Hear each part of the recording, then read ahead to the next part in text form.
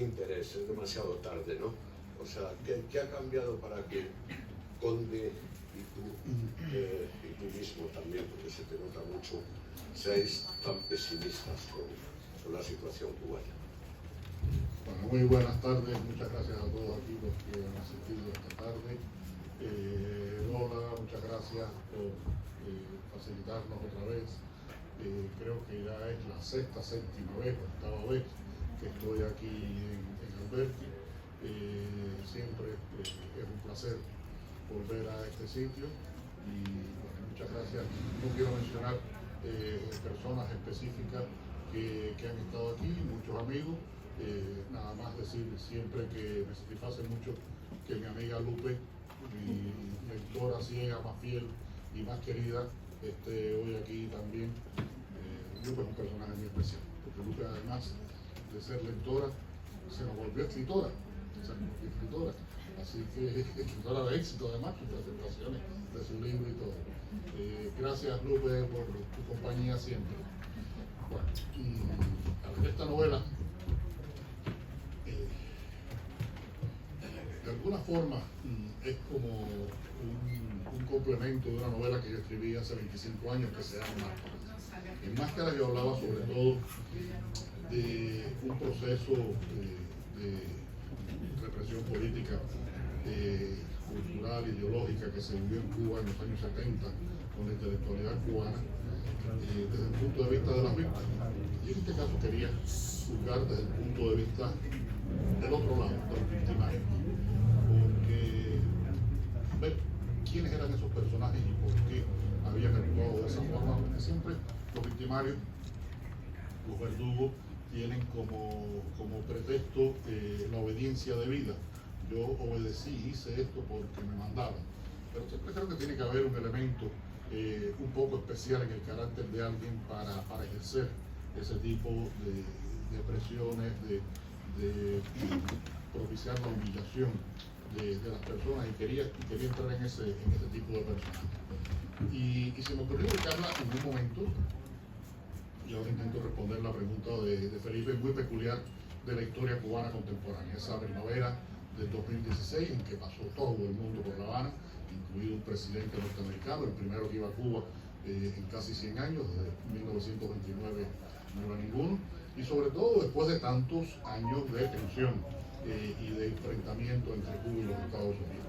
Ese proceso empieza justamente cuando termina mi novela anterior de Conde, La transparencia del tiempo.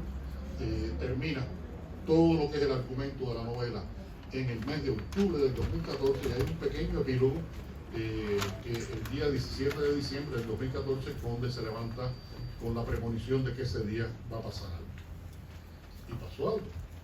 Los gobiernos de Cuba y los Estados Unidos anuncian que van a empezar a conversar para restablecer relaciones diplomáticas. Aquello fue un shock inmediato en la sociedad cubana. Estaba pasando algo que muchos creíamos que nunca íbamos a ver. Tanto fue así que cuando yo oigo la noticia, se anunció a las 12 del mediodía, hora de Washington, hora de La Habana, estamos en el mismo uso horario. Yo bajo a la casa de mi madre y le digo, ¿qué te parece lo de la noticia? El 17 de diciembre es un día significativo en los calendarios cubanos porque es el día de un santo milagrero, un santo al que se le hacen promesas, se hace una gran procesión, San Lázaro, que además está, por supuesto, sincretizado con un oricha de la religión yoruba, esta religión afrocubana que es tan importante, que se llama Babalu allí. Y tiene muchos adeptos. Cada vez que la gente tiene algún problema, le hace una promesa a San Lázaro. Yo recuerdo cuando yo era niño, había ahora sería muy común, pero ver a un niño de 4 o 5 años con el pelo largo, era muy raro. Y generalmente era que los padres le habían hecho una promesa a San Lázaro de no cortarle el pelo al niño durante un tiempo. Y me estoy desviando un poco, pero tiene que ver con todas estas cosas. Hace un tiempo estábamos, Lucía y yo, de viaje, y el perro nuestro, Chorizo se llamaba, era un perro que era casi el niño de la casa, se perdió, porque bueno, se asustó con unos aparatos de fumigación que hacían un ruido muy grande y se perdió el perro. Y lo buscaba, el barrio completo salió a buscar al perro por todo el barrio. Y mi suegra, que era la que estaba responsable del perro, mientras lo buscaba, le hizo la promesa a San Lázaro de que si el perro aparecía, lo íbamos a llevar al santuario de San Lázaro al perro. Y el perro apareció y hubo que llevar al perro al santuario de San Lázaro porque mi suegra había hecho la promesa. Y cuando yo bajo y le comento a mi mamá lo de la noticia de restablecimiento de relaciones, mi mamá me dice, esto es un milagro de San Lázaro. Que se haya producido este hecho, un milagro de San Lázaro. Y a partir de ahí empiezan a pasar cosas tan increíbles para nosotros, como que se restablecen las relaciones, se hacen actos en Washington, en La Habana, se iza una enorme bandera norteamericana en lo que era la oficina de intereses, que se convierte en embajada, porque hasta ese momento era oficina de intereses de Washington en La Habana, se convierte en la embajada de Washington en La Habana, una enorme bandera norteamericana, el himno norteamericano, empiezan a venir gente y empieza a movilizarse la sociedad cubana, en muchos sentidos. Empieza a venir turistas de los Estados Unidos, visitantes, porque no podían venir oficialmente como turistas por la propia ley del embargo, el bloqueo norteamericano, la ley del embargo, les prohíbe venir como turistas a Cuba. Pero empiezan a venir intercambios académicos, culturales, deportivos, científicos, religiosos, de todo tipo. Cualquier pretexto era bueno para venir a Cuba. Empiezan a surgir pequeños negocios, los restaurantes, los hostales, los taxistas. Esto era pasear a los norteamericanos. Ese conde en algún momento, cuando fue pasando por el malecón y por la Quinta Avenida de La Habana, que era como un déjà vu, estaba viendo otra vez algo que ya había ocurrido en algún momento. Y en la novela se produce ese efecto de déjà vu en las dos historias. Y bueno, las cosas empezaron a cambiar, la gente se sentía optimista, viajaban los cubanos a los Estados Unidos, los cubanos que vivían en los Estados Unidos viajaban a Cuba, se movilizaba la sociedad, se movía la sociedad. Y esto duró unos pocos meses. Hubo ya algunas señales por parte del gobierno cubano de que sí, pero no tan rápido, con cuidado. Y después llegó el gobierno del señor Donald Trump y les hizo el favor de cerrarlo todo y acabó con ese momento de posibilidades, de sueños, de esperanza que se vivió. Trump ha recrudecido todo el bloqueo, el embargo, no sé cuántas medidas ha hecho. Trump, como todos ustedes saben, tal vez su la definición de su política fue eliminar todas las políticas que había establecido Obama, en todos los sentidos. Y en eso cayó también el campo cubano. Y bueno, revierte todos esos acuerdos. Había un acuerdo entre la organización de béisbol de las grandes ligas, que es la más importante del mundo, y la Federación Cubana. Parecía que los jugadores cubanos iban a poder integrarse normalmente a jugar béisbol en los Estados Unidos, como cualquier jugador español puede ir a jugar a Inglaterra o a Francia o a donde le dé la gana. Eso no puede ocurrir con los jugadores cubanos, porque son residentes cubanos, tienen que salir de Cuba, radicarse en otro país, en fin, todas esas cosas que pueden parecer tan absurdas, pero que de hecho son reales. Y todo esto ha venido a complicarse después, en los años más recientes, con una pandemia que afectó mucho a muchas partes del mundo. El domingo estábamos caminando por Toledo con nuestra amiga Sonia, y Sonia nos decía, ¿ustedes se imaginan lo que es esta ciudad sin turistas? Y uno se pone a pensar lo que es Toledo sin turistas y dice, bueno, se murió la ciudad. Pues Cuba sufrió muchísimo ese parón que significó la pandemia, los fondos que se tuvieron que dedicar para combatir la pandemia, y todo esto en una situación económica que ya era muy complicada, una ineficiencia económica bastante extendida y comprobada. Por ejemplo, este año la zafra azucarera ha sido la más baja, de producción de azúcar más baja en 120 años. Esto no tiene que ver directamente con la pandemia, no tiene que ver directamente con el bloqueo, tiene que ver con unas estructuras económicas. Y además se hace un proceso. En Cuba circulaban dos monedas, una que era equivalente, más o menos equivalente al dólar o al euro, y los pesos cubanos se unificaron esas dos monedas, y esto ha provocado una terrible inflación, pero terrible, en la que no se sabe lo que vale nada de lo que se puede conseguir de lo poco que hay. Hace unos días una médico cubana especialista, intensivista, con 2 maestrías, hacía una publicación en las redes sociales y sacaba la cuenta de que ella gana en estos momentos $49, en un país donde todos los precios están en estos momentos en dólares. Una cajetilla de cigarros en Cuba es mucho más barata que en España, pero vale entre $1.50 y $2. Es decir, que para su salud esa médico no podría fumar, porque no podría pagarse una cajetilla de cigarros diaria con el salario que gana como médico. Se podrán imaginar ustedes lo que eso significa en otros niveles de la población. Esto ha provocado una crisis migratoria que se está viviendo en estos momentos, 170.000 cubanos cruzando la frontera de México, haciendo todo ese camino terrible desde Nicaragua por toda Centroamérica, México, para llegar a la frontera. Un viaje que le cuesta a los que lo hacen alrededor de $10.000. Y el otro día hice el chiste y lo voy a repetir, un meme que vi, que es terrible. El meme, este camino, por supuesto, ustedes saben que los guías que lo hacen son los llamados coyotes. Los coyotes son los que hacen este recorrido y llevan a los migrantes centroamericanos y a estos migrantes cubanos a la frontera.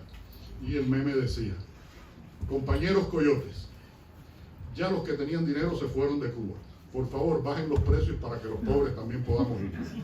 Es el chiste, pero es un poco el espíritu de lo que está ocurriendo. Y realmente significa un desgarramiento muy fuerte para el país. La mayoría de los que se van son jóvenes, la mayoría son jóvenes preparados, y todo esto tiene ya un precio y va a tener un precio en el futuro de Cuba. De ahí todo ese desencanto que se respira en la novela, todo ese pesimismo con respecto a un futuro que no sabemos cómo va a producirse.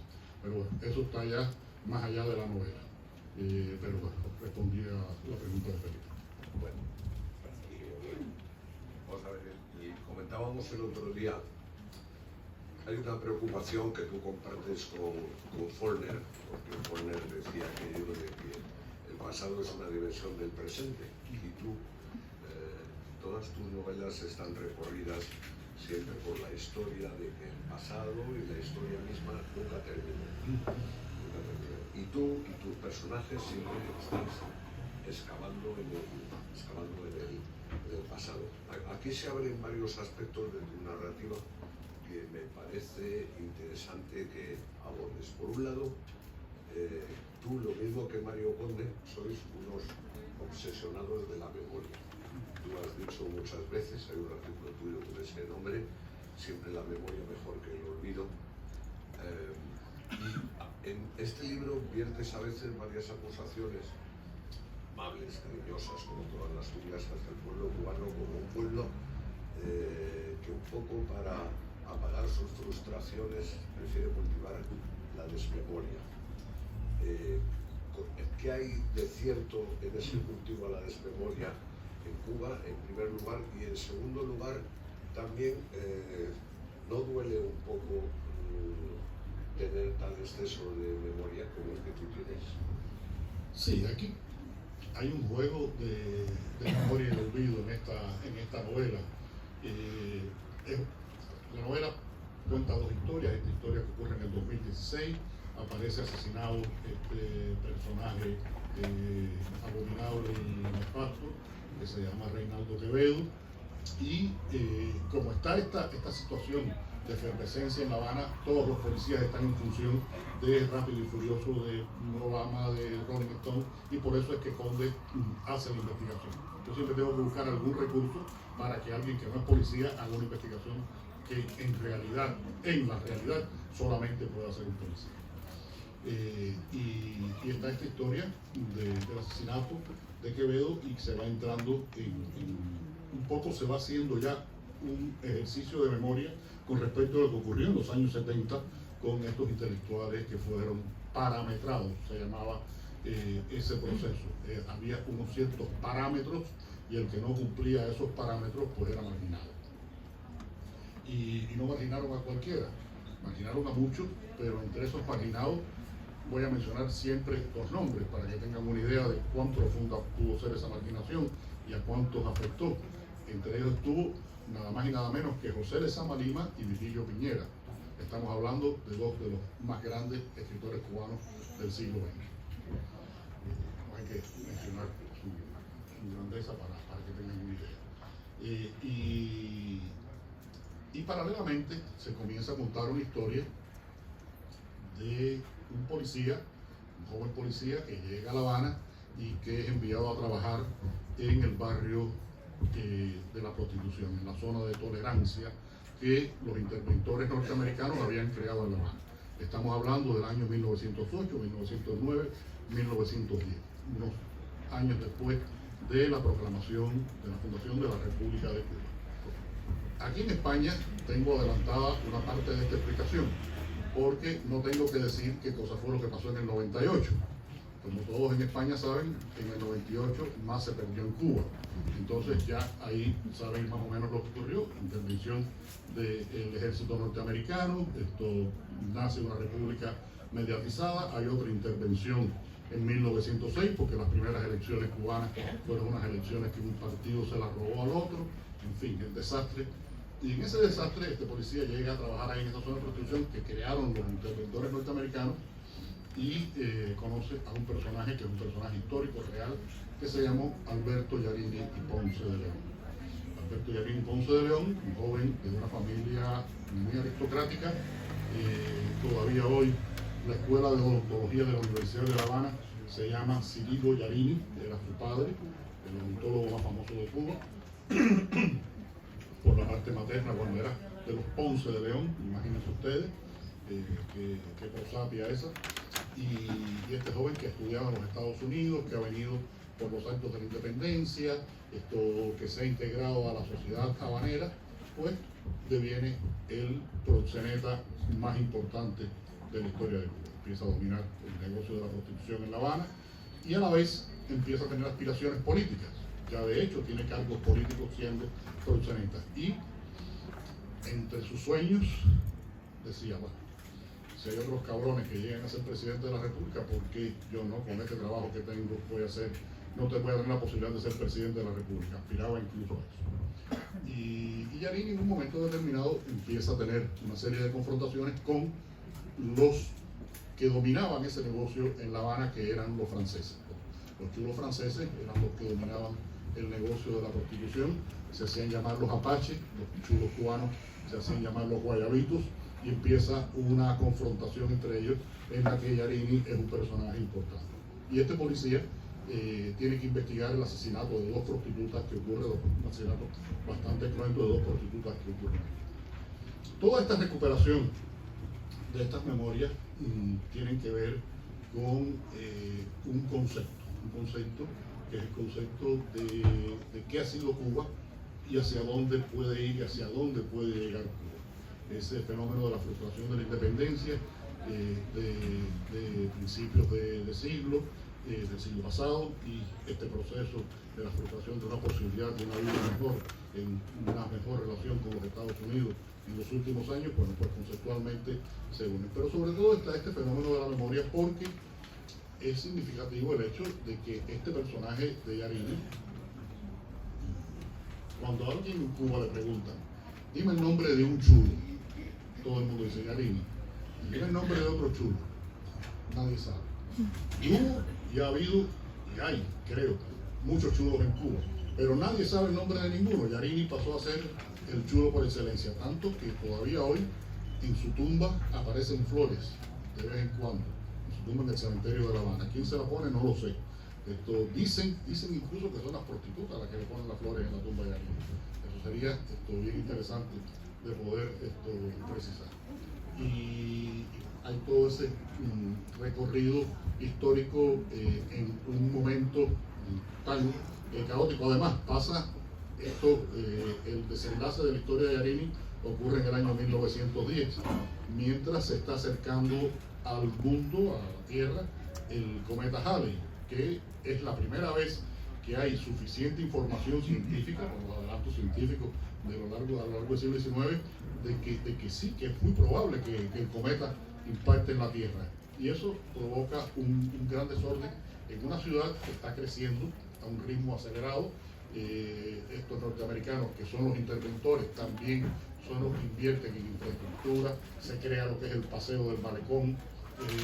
Imagínense que 10 años después de la independencia, en Cuba, la colonia en la que hubo la guerra, en La Habana circulaban más automóviles que en Madrid y Barcelona juntas. Esto es un hecho, un dato histórico, una estadística precisa. Era una locura, era una locura. En esa locura está la locura de este personaje de Alberto Giannini. Y por eso está este juego con la memoria, que es parte de un trabajo que he hecho durante muchos años. El hombre que amaba a los perros es una forma de hurgar en la memoria, la novela Herejes es una manera de hurgar en la memoria, la novela de mi vida es una novela sobre la memoria cubana, sobre qué cosas somos los cubanos, de dónde venimos y por qué somos como somos. Y siempre tengo esa necesidad de apuntalar mis historias del presente en un fundamento histórico que tiene que ver precisamente con el mundo.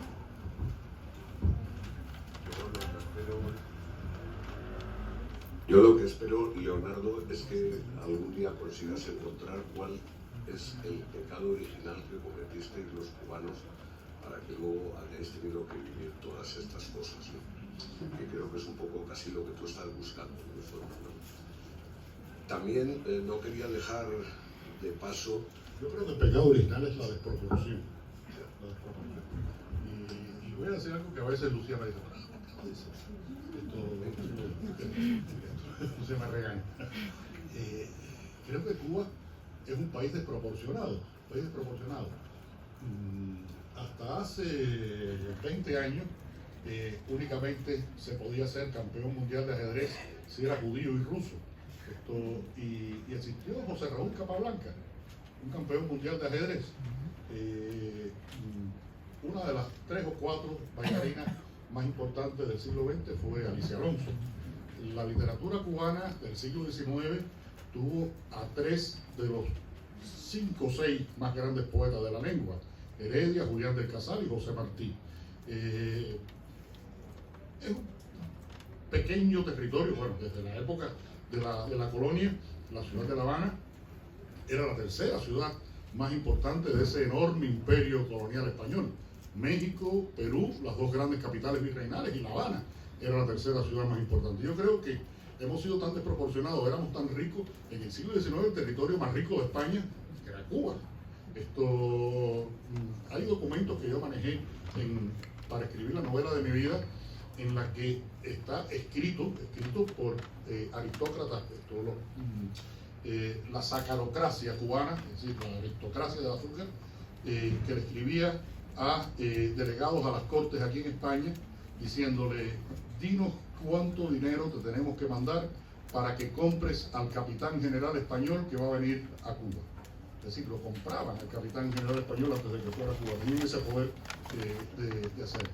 Y pienso que hemos pagado el precio de la protección.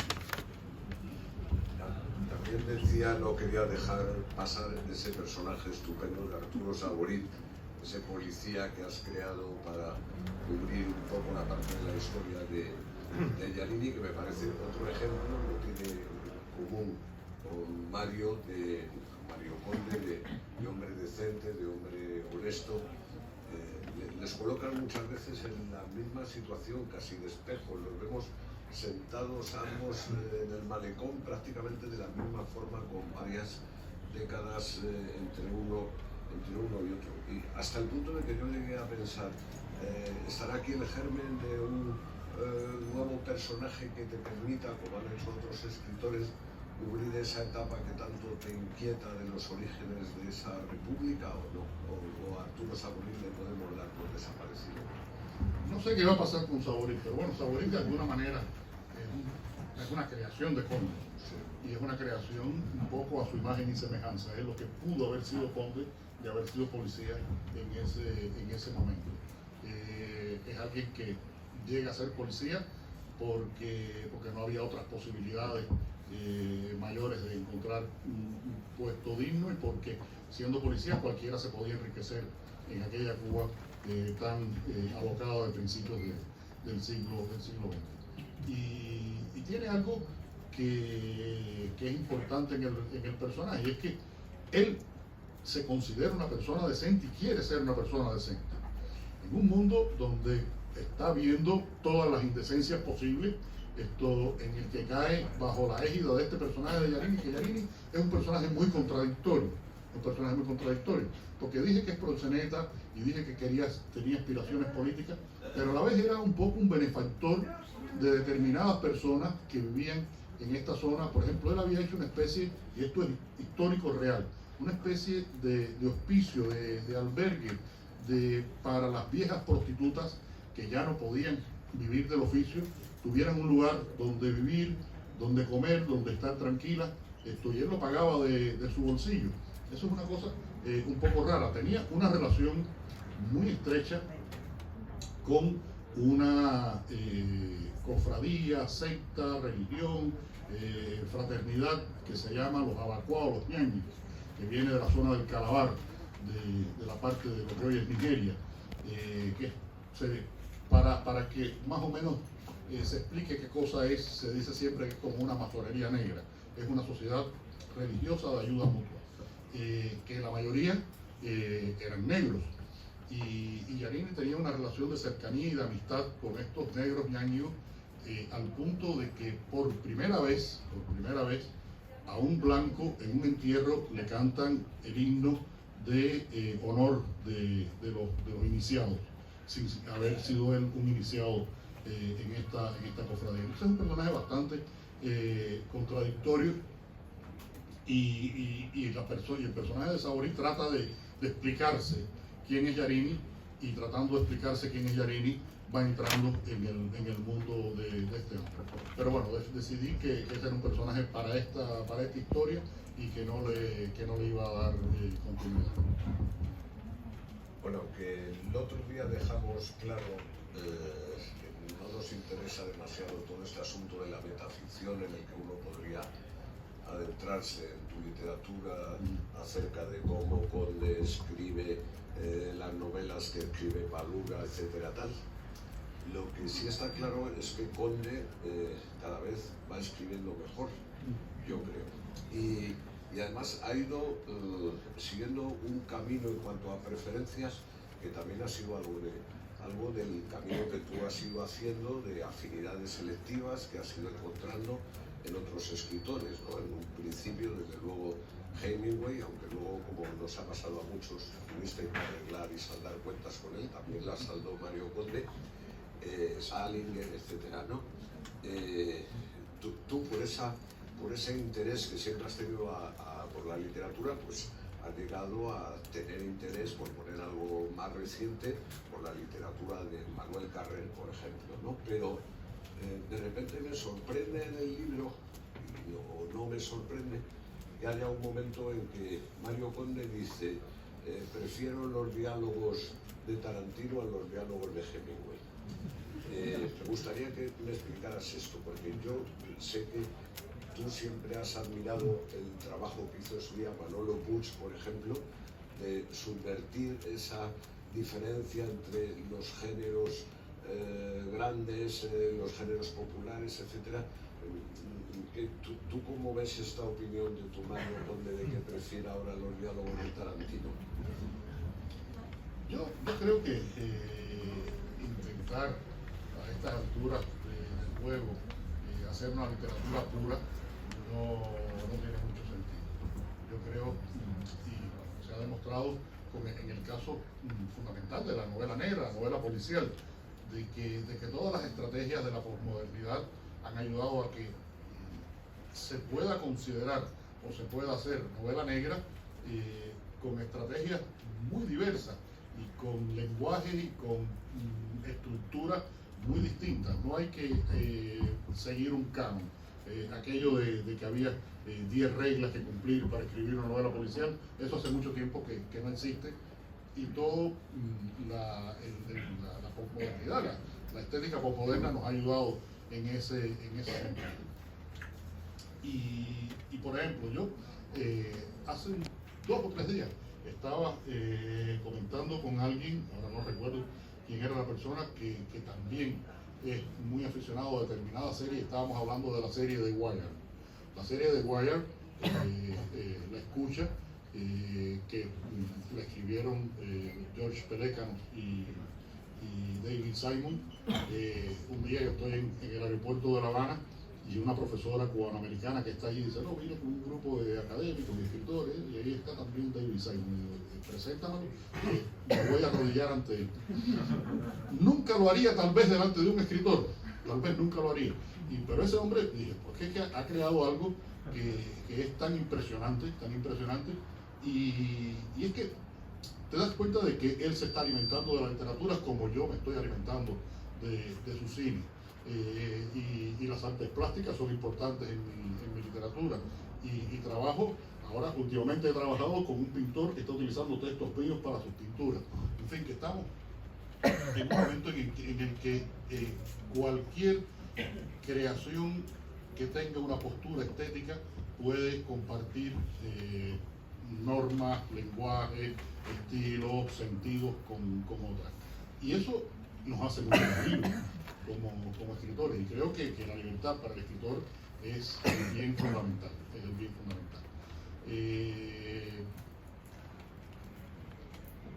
Entre Tarantino y Hemingway, por supuesto que sigo siendo un hemingwayano crítico de algunas acciones de Hemingway y de su personalidad, pero admirando una parte importante de su obra.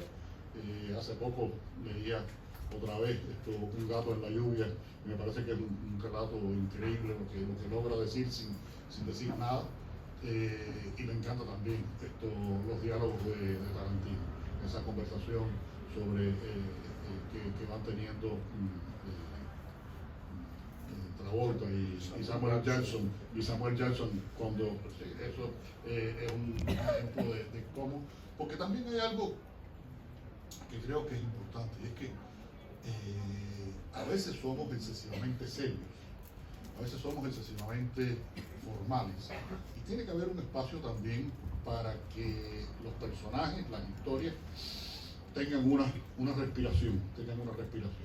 Y por eso, por ejemplo, ayer terminábamos de ver, Lucía y yo, el último capítulo de la 6ª temporada de Better Call Saul, el spin-off de Breaking Bad.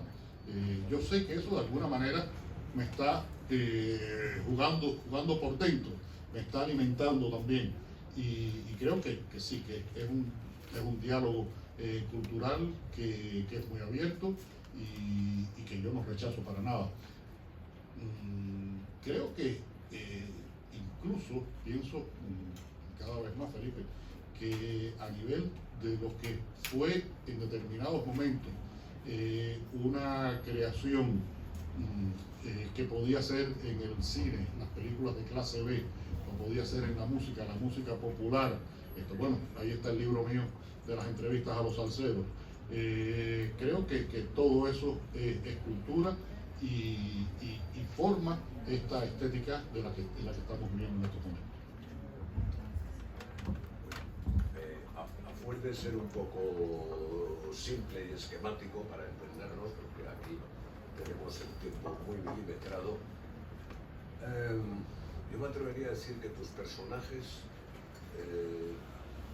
humanos tienen 2 obsesiones, básicamente. Es una obsesión con el espacio, que es la que padecen sobre todo los que han tenido que abandonar la isla, o incluso los que están provisionalmente fuera de la isla. O sea, yo contigo siempre tengo el pálpito debajo de mi tetilla izquierda, me pasa como a Mario Conde, me da el pálpito de que tú siempre estás pensando en cuándo vas a volver a Mantilla, ¿no?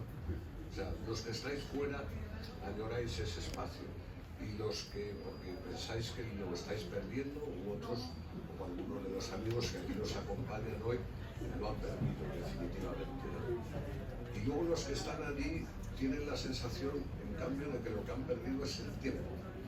es el tiempo. Si coge uno tus novelas, en unas se ve más, en la de Heredia, por ejemplo, como Polvo en el viento, se ve ese desgarro por la ausencia del espacio. En otras, en cambio, como esta misma y otras, es la pérdida del tiempo. La pérdida del tiempo. Cuántas consignas se nos dieron, cuántas cosas se nos contaron, que luego ha quedado todo ello en nada. ¿Cuánto tiempo hemos perdido? ¿Tú crees que hay esa tensión en tu obra entre los añorantes del espacio y los añorantes del tiempo?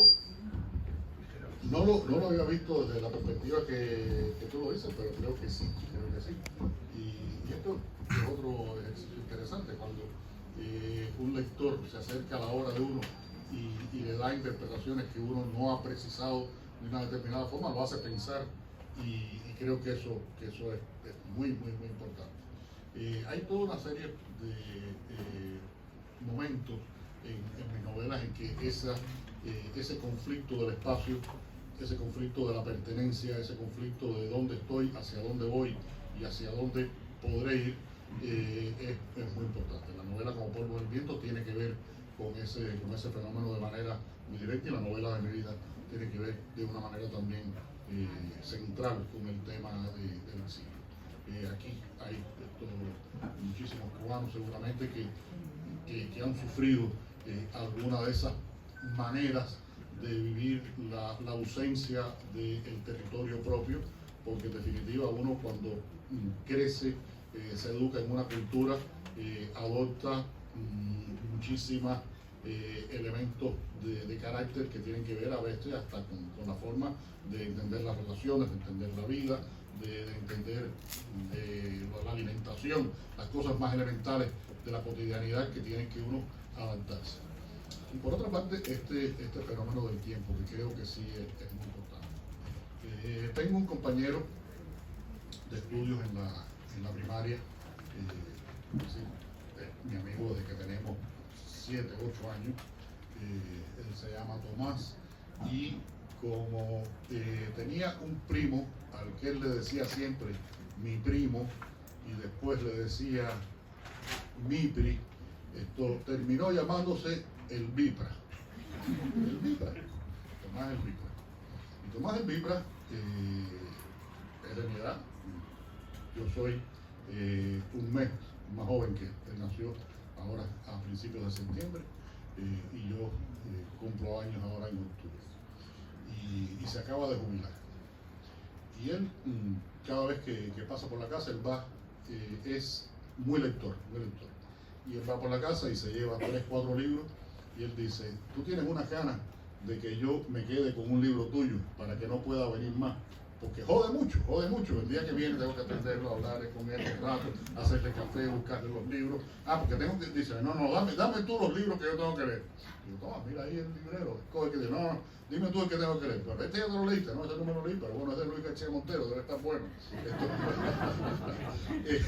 Y entonces le voy dando los libros. Y este personaje, y estoy contando esto de esta persona real, porque tiene mucho que ver con esto, me dice con mucha frecuencia a dónde hemos llegado y cómo hemos llegado. Se está jubilando con una jubilación que no le alcanza para vivir, después de haber trabajado 40 y tantos años, con una casa que le puede caer encima en cualquier momento, sin esperanza, sin expectativa. Él fuma, no le alcanza el dinero para fumar. Entonces, ese sentido de que me han robado el tiempo, porque me han robado la vida, es muy frecuente.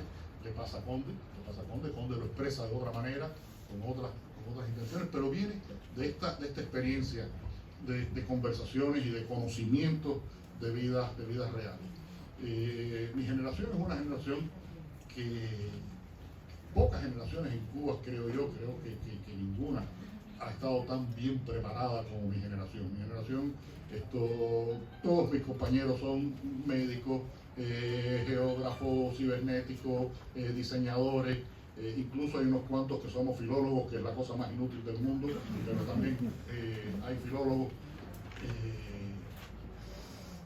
Y muchos están en una situación que uno dice, han llegado a un punto en el que no son nada, y eso es como que me han robado la vida. Y en mi caso particular, yo tengo el enorme privilegio, y siempre lo digo, de que gracias a mi profesión yo he podido continuar, he podido hacer cosas, sigo haciendo cosas, tengo unas expectativas, tengo unos planes.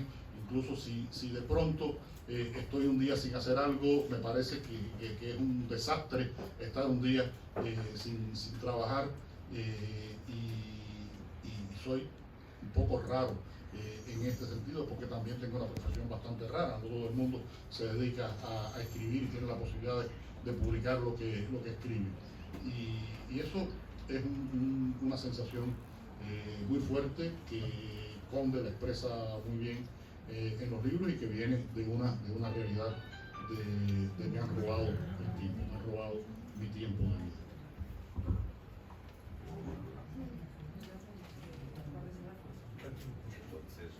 Entonces ya lo vamos a dejar en este punto. Ya digo que si alguien quiere profundizar más en nuestros disparates, está colgada. Le voy a decir, bueno, si alguno quiere, el día 30 en la librería La Muga vamos a hacer otro encuentro con características parecidas pero diferentes a esta, porque